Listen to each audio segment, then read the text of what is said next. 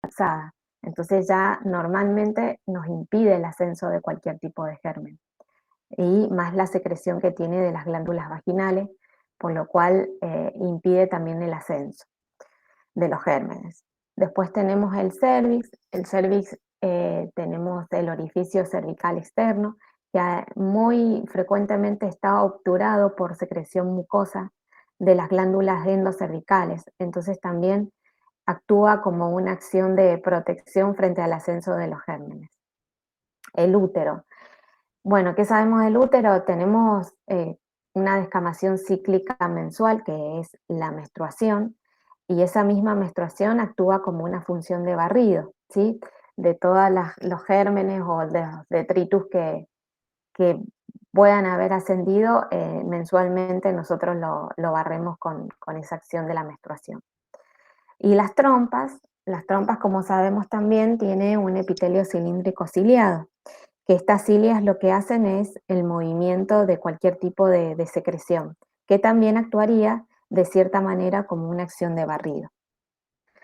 Después tenemos los factores fisiológicos ya propios del paciente en sí, que es el sistema inmunológico, la flora vaginal y el estatus hormonal. Con respecto a la flora vaginal, bueno, es muy importante que sepan el lactobacillus, que, digamos, forma la flora vaginal, pero de acuerdo a la edad lo tenemos en mayor o en menor cantidad. Acuérdense de que si estamos en una edad fértil, el lactobacillus es bastante aumentado y por lo tanto el pH vaginal es bastante ácido. Porque, bueno, acuérdense que el lactobacilo genera una secreción ácida, un pH ácido, y eso hace de que no haya sobrecrecimiento bacteriano o de cualquier tipo de germen. Bueno, con respecto a la etiología, bueno, es muy importante saber de que la etiología de la enfermedad pélvica inflamatoria es polimicrobiana. Y generalmente no está producida por un germen, sino por una batería de germen que hacen esta flora. Puede ser por la misma flora vaginal que tenemos todos, pero al romper los mecanismos de defensa que hablamos recién, se aumentan en cantidad. Entonces ya se transforma en algo patológico, no en algo fisiológico. Compuesta por aerobios, anaerobios, Gardnerella vaginalis, Streptococcus galactiae, Haemophilus influenzae. Y después tenemos los de transmisión sexual, los ya conocidos, como la Neisseria gonorrhoeae, que es el gonococo, la Clamidia trachomatis, citomegalovirus, oreoplasma y el Actomyces risraeli, que es muy importante ese, porque generalmente ese está asociado a la colocación de dispositivo intrauterino del DIU. Con respecto a los factores de riesgo, bueno, es muy importante el impacto de digamos, en este contexto, la parte sexual, ¿sí?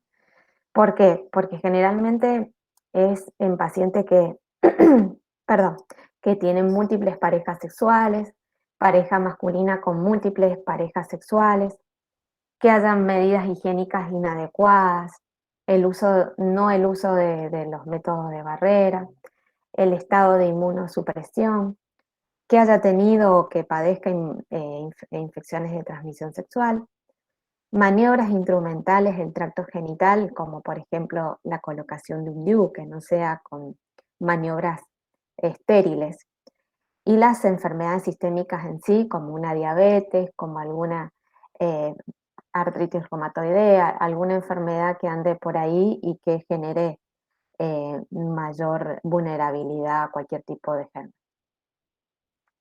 Con respecto a la clasificación, la podemos clasificar según evolución clínica en aguda, subaguda y crónica. Según la etiología, puede ser exógena o ni bien, digamos, la transmitida sexualmente, o la endógena. Según el origen, puede ser primaria ascendente, que es bastante la más frecuente, digamos, o secundaria o por continuidad. Según los estadios clínicos, que esto es bastante importante que lo sepan, pregunta de examen, se lo digo, tenemos estadio 1, estadio 2, estadio 3, estadio 4.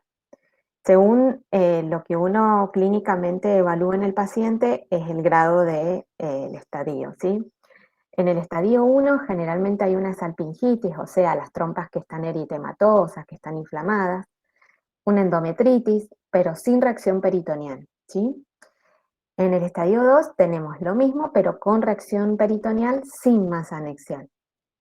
En el estadio 3 vamos ya a tener colecciones, ¿sí? Como por ejemplo un absceso tubovárico o absceso central del ovario. Y en la 4 es cuando ya tenemos una pelviperitonitis o peritonitis difusa, que eso ya puede haber hasta perforación, ¿sí? Según las características laparoscópicas, también se divide en leve, moderada o severa. Con respecto a la fisiopatología, tenemos la vía canalicular, que es la más frecuente porque es la ascendente, que va siguiendo desde abajo hacia arriba. Entonces sería cervicitis, endometritis, salpingitis, pelviperitonitis, hasta llegar a una peritonitis difusa. La vía linfática es más que todo por continuidad, sería del útero hacia los costados y para arriba, que sería miometritis, parametritis, flemones y absceso del ligamento ancho, absceso central del ovario. Y la vía hemática eh, generalmente nos puede generar una tromboflebitis pelviana y ahí generar embolia séptica, que esta es bastante rara, pero han habido casos. Con respecto a la clínica, esto es muy importante que lo tengan en cuenta porque la clínica puede ser silente u oligosintomática, es decir, que el paciente no siente, no tiene signos, síntomas, y en el momento que quiere buscar un hijo, ahí se evidencian los problemas de fertilidad. Flujo vaginal patológico, dispareunia, dolor pelviano, a nivel hipogástrico o abdominal cuando ya tenemos algo generalizado, sangrado anormal por una presencia de endometritis, síndrome febril, sepsis. Es bastante amplia el tema de los síntomas, pero generalmente hay criterios que uno tiene que tener más en cuenta, que ya lo vamos a ver más adelante. Con respecto a la episilente, como les decía recién, esta sí está causada por un germen que se llama Clamidia trachomatis. Es sintomática o a veces oligosintomática. Eh, Tiene escaso o nulo dolor pelviano, no tiene algo patognomónico que digamos, sí, es una episilente. Poca fiebre, la BCG está normal, sin leucocitosis.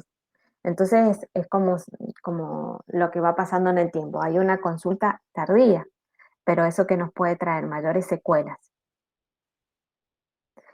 Lo que sí es bastante típico de esto, de este síndrome de la episilente, es el síndrome de Pitt-Hughes-Curtis. Esto lo vemos a nivel laparoscópico, donde vamos a tener unas adherencias, ahora se las voy a mostrar.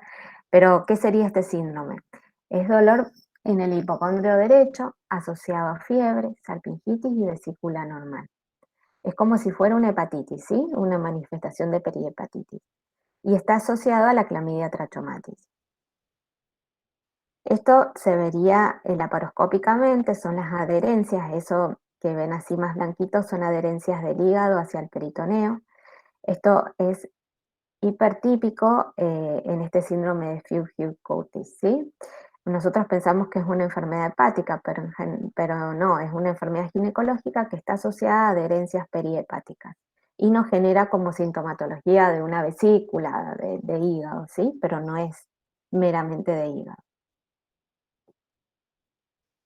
Diagnóstico. Bueno, siempre está el interrogatorio que prima en todos, siempre orientada digamos, a evaluar los factores de riesgo que hablamos anteriormente, preguntarle su ritmo sexual, cuántas parejas, bueno, siempre abocado más específicamente en el hábito sexual de cada paciente. Con respecto al examen físico, también es bastante variado porque puede ser un dolor pelviano, generalizado, espontáneo, puede ser provocado, con o sin reacción peritoneal. Empastamiento anexial es cuando, bueno, ya tenemos una EPI3, donde ya tenemos colecciones, secreción purulenta. Y el examen ginecológico, que es lo más importante, es doloroso. Este es el signo de Frenkel, ¿Qué es esto? Es el dolor a la movilización lateral o anteroposterior del cuello uterino. Esto es bastante patognomónico de esta enfermedad.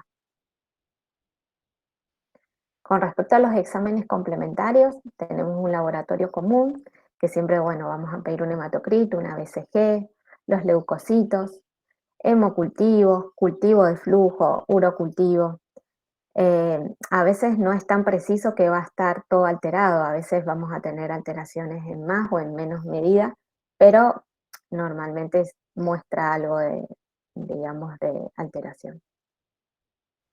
Con respecto a los estudios por imágenes, tenemos la radiografía abdominopelviana. En realidad, esta no es bastante típica, pero como para pedirla, pero podemos tener, por ejemplo, signos de neumoperitoneo porque hay una perforación ya por una peritonitis difusa complicada. Una ecografía ginecológica transvaginal, esta sí es bastante de ayuda porque nos puede indicar algún tipo de colección accedada y también podemos descartar otro tipo de diagnósticos que nos hacen como diagnóstico diferencial, como por ejemplo apendicitis, eh, vamos viendo líquido en la zona genital, entonces ya complementamos con una eco abdominal que nos tira más para un lado de apendicitis o un cálculo. Entonces es bastante importante la ecografía ginecológica. La laparoscopía también es bastante importante porque es de utilidad diagnóstica y terapéutica, pero no es que la hacemos siempre, solamente cuando hay un diagnóstico dudoso o fracaso al tratamiento antibiótico. Nos sirve para evaluar los órganos pelvianos, abdominales y espacio perihepático, digamos, para evaluar el síndrome de Fitzhugh-Curtis, como hablamos recién, y para hacer tomas de muestras microbiológicas y poder después hacer un tratamiento mucho más específico contra el germen que salga y no tan empírico. Según la clasificación laparoscópica, también la vamos a dividir en leve, moderada y severa. En la leve vamos a tener las trompas que van a estar dilatadas, gruesas, eritematosas, van a estar móviles, eso es importante saberlo, y con el ostium abierto. En la epimoderada, las trompas ya van a estar un poquito menos móviles, van a haber adherencias, pero van a ser laxas, no van a ser fijas. Puede haber exudado y pueden haber con o sin adherencias entre las frindias. Y en la episevera ya tenemos adherencias gruesas, están fijas, los órganos pelvianos van a estar adheridos entre sí, pueden haber colecciones purulentas como un piosalpis, acceso del tubo ovárico. Acá tenemos imágenes, por ejemplo, de una leve. Acá vemos un útero bastante eritematoso, sí, pero no deja de ser más que un útero enrojecido, inflamado. En una moderada vamos a tener, como ven acá, las adherencias son bastante brillantes, laxas. Esto nos permite que sea bastante móvil toda la parte genital y bastante eritematoso. Y en una severa sí vemos que está todo bastante adherido entre sí, ya la anatomía no es tan precisa y tenemos exudado importante de purulento y viscoso, tenemos líquido, es bastante típico cuando es severa. Bueno, estos son los criterios de Westrom. Se hizo una recopilación, digamos, de síntomas y signos como para llegar a un diagnóstico más preciso, digamos. Tenemos criterios mayores, que tenemos el dolor abdominal bajo, el dolor a la movilización del cuello y el dolor anexial. Y con respecto a los menores, fiebre, exudado cervical, leucocitosis, BCG o PCR elevada y que sea positivo para el gonococo o la clamidia. Según el criterio que esté positivo, es la especificidad que vamos a tener. Bueno, acá hay como una regla que si un criterio mayor más un criterio menor, tenemos el 78%. Un criterio mayor y dos menores, el 90%. Y de un criterio mayor y tres menores ya tenemos una especificidad del 96%. Con respecto al diagnóstico diferencial, esto es muy importante porque, a ver, todo se presenta en la zona baja y en la zona baja tenemos el intestino y también tenemos la parte urinaria. Entonces, a veces nos podemos confundir creyendo que es algo y es otra cosa. Entonces, lo podemos diferenciar con abdomen agudo ginecológico, que puede ser un embarazo ectópico complicado, puede ser un folículo o cuerpo lúteo hemorrágico, torsión anexial o el quiste endometriósico roto. Y con respecto al abdomen agudo no ginecológico, puede ser apendicitis, infecciones del tracto urinario, diverticulitis, hasta neumonías basales se pueden confundir. Bueno, con respecto al tratamiento, esto es muy importante, tiene un objetivo importante que es prevenir el embarazo ectópico por las adherencias que ocurren, ¿sí? Que quedan crónicamente, reducir las secuelas inflamatorias a largo plazo y por sobre todo preservar la fertilidad. Bueno, eh, esto es importante que lo sepan.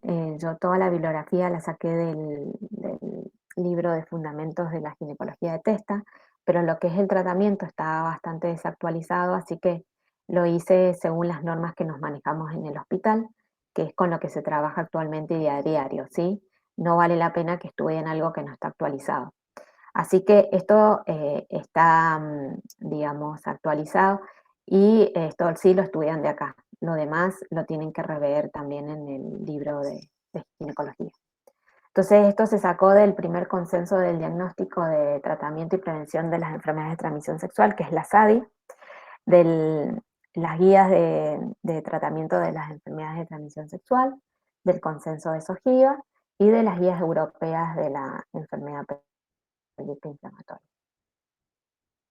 Bueno, tenemos el tratamiento médico que se va a dividir en régimen que sea ambulatorio y en los regímenes parenterales, ¿sí? Los regímenes ambulatorios es para la EPI leve, en donde acá tenemos tres opciones, pero con que sepan la primera que es esta, estamos satisfechos, ¿sí? Que esta es la más usada, que tiene un nivel de evidencia 1A. Tenemos acá la ceftriaxona, 500 miligramos intramuscular, única dosis, más doxiciclina, 100 miligramos vía oral cada 12 horas, por 10 a 14 días, más metronidazol, 500 miligramos vía oral cada 12 horas, por 10 a 14 días. O sea que ceftriaxona, doxiciclina y metronidazol. Y después tenemos dos opciones más, en donde se le agrega ampicilina con inhibidor de beta-lactamasas más doxiciclina, o se la puede cambiar por acitromicina más ceftriaxona. Y otro esquema sería la acitromicina más metronidazol. Con respecto a los criterios de internación, esto es muy importante que lo sepan, porque nosotros tenemos que evaluar siempre al paciente que tratamos, por ejemplo, viene un paciente a la guardia, la evaluamos, la tenemos que rever a las 48, 72 horas de inicio de los síntomas, ¿sí? Y ahí evaluamos si la continuamos con tratamiento bioral o si hay que hacer un régimen parenteral o directamente quirófano, ¿sí? Entonces, ¿cuándo hacemos un criterio de internación? Cuando haya falta de respuesta al tratamiento ambulatorio, ¿sí? Dentro de las 72 horas de inicio del tratamiento. Cuando haya una intolerancia gástrica al tratamiento de vía oral, digamos el metronidazol genera bastante gastritis, dolor abdominal y hay muchos pacientes que no lo toleran vía oral. La imposibilidad de seguimiento del paciente porque vive lejos o porque el paciente no tiene movilidad o por bajos recursos que no puede moverse mucho. Por compromiso del estado general, presencia de abscesos pelvianos o en un estado de inmunosupresión. Entonces ahí ya pasamos por regímenes parenterales, que esto ya sería para la EPI moderada o grave. El esquema inicial, bueno, este sería lo mismo, tenemos tres opciones, esta es la opción de nivel de evidencia 1A, que esta es la más usada, con que sepan esta también estamos más satisfechos. Esquema inicial, tenemos la ceftriaxona, 1 gramo por día intramuscular o endovenosa, más metronidazol 500 miligramos cada 8 horas endovenoso, más doxiciclina 100 miligramos cada 12 horas vía oral hasta las 24-48 horas de lograr mejoría clínica. Y luego hacemos un mantenimiento con doxiciclina de 100 miligramos cada 12 horas vía oral, más metronidazol 500 miligramos cada 12 horas hasta completar los 14 días. Este es el otro esquema, que es de clindamicina más gentamicina y metronidazol. Y luego el mantenimiento con clindamicina y metronidazol. Y el otro esquema es ampicilina sulbactam más doxiciclina hasta mejoría de los síntomas y después en el mantenimiento doxiciclina hasta completar los 14 días. Con respecto a la pareja sexual, se tratan a todos los contactos sexuales dentro de los 60 días previos a la clínica del paciente.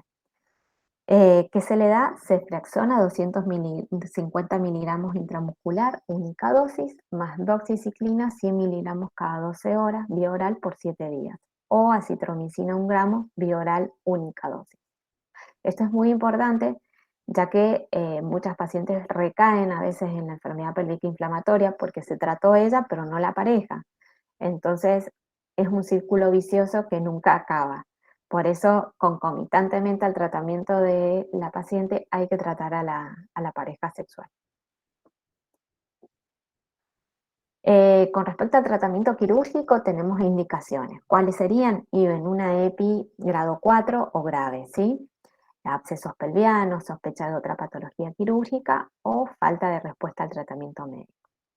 La mayor parte de los estudios clínicos nos dicen que el éxito está en casi el 70% mayor con el tratamiento médico, solamente sin tener que llegar al tratamiento quirúrgico.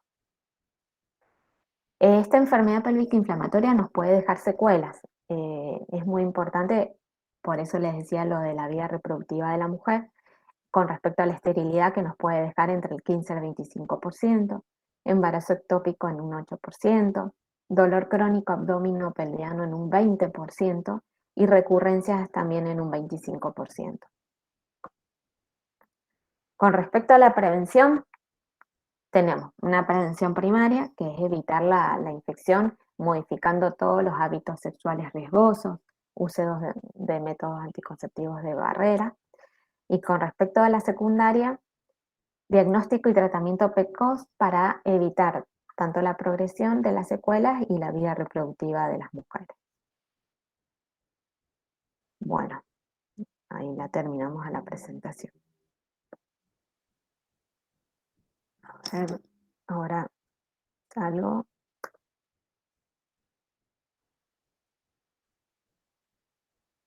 Ahí está. Bueno, chicos, ahí terminó la presentación a modo de ir diciendo más o menos las cosas más importantes de la enfermedad pélvica inflamatoria.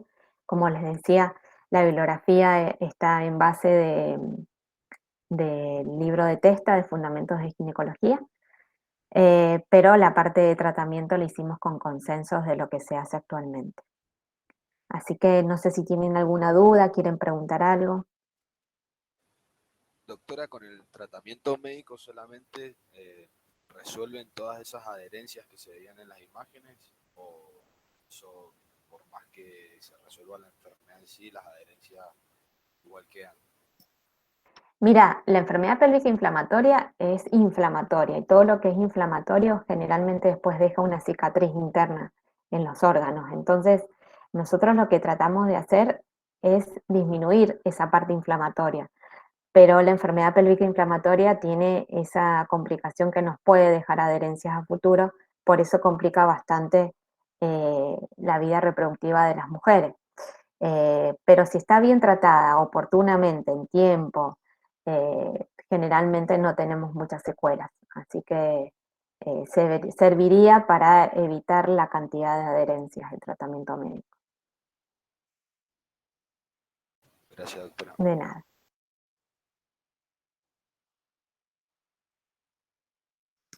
Después van a tener un práctico, ya les voy a enviar unas preguntas, como para que vayan viendo casos clínicos y cómo se va tratando este tema. No sé si quieren hacer más preguntitas. Doctora, ¿podría explicar de nuevo el signo de Frenkel? El signo de Frenkel es el dolor a la movilización del cuello uterino. Es bastante típico. Nosotros le hacemos el tacto genital a los pacientes. Lo primero que le hacemos, la colocamos en una camilla en posición ginecológica y le hacemos el tacto genital. Inmediatamente que le hacemos el tacto, le hacemos la movilización del cuello uterino de forma lateral y le duele muchísimo. Es bastante típico. Entonces, ese es el signo de Frenkel. Anterolateral, le hacemos así al cuello. Ahí está, perfecto, gracias, Ujú. doctora. Doctora, perdón, buen día. Buen ¿Le día. podría consultar si nos puede compartir después la terapéutica? Sí, ¿no está compartido el PowerPoint en la cátedra? No me fijaba. Creo que están subidos a la cátedra, creo. Si no, se los mando al doctor Pera y que él se los comparta. Perfecto, gracias. De nada.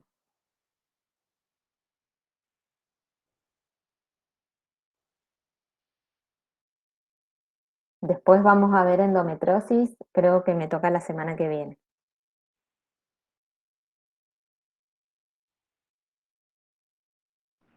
No, doctora, no está el Power en la cátedra. ¿No está? Bueno, No. ya le voy a decir al doctor Pera que les envíe por lo menos el tratamiento de EPI, para que lo estudien directamente de ahí. Perfecto, Ujú. perfecto, mil gracias.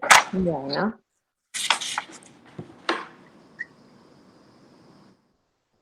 Bueno, chicos, si no hay más preguntas, no, me quedo al aguardo de cualquier pregunta que les surja más adelante. Y bueno, creería que ahora van a tener el teórico con el doctor Pera. Perfecto, doctora, muchas gracias. Bueno, listo, chicos, que estén muy bien y gracias por la atención. Doctora, disculpe, la Sí. última consulta. El consenso de tratamiento de enfermedad pélvica inflamatoria, ¿recuerda si será el de la Sociedad de Ginecología del 2017 o hay alguno más nuevo? No, generalmente nos estamos basando en el del 2017 porque es lo mismo de ahora. Así Perfecto. que prácticamente no hay modificaciones. Pueden haber Entonces, ciertas modificaciones o detalles que no van para ahora, para ustedes, ¿sí? Eh, bien. digamos, lo básico, lo grosero es eso, esa es la medicación que se está usando. Y lo reveemos con infectología del hospital constantemente porque, bueno, como sabemos, los gérmenes generan resistencia y los antibióticos que tal vez hace un año funcionaban, al año siguiente no. Pero por ahora mantenemos el mismo esquema, Bien, gracias. ¿sí? Aparte tienen que tener en cuenta que los consensos son de otros países y en otros países hay otro tipo de floras. No nos podemos guiar siempre por otras cosas u otros lugares donde nuestra flora vaginal de nuestro país es diferente o de nuestro lugar, ¿sí?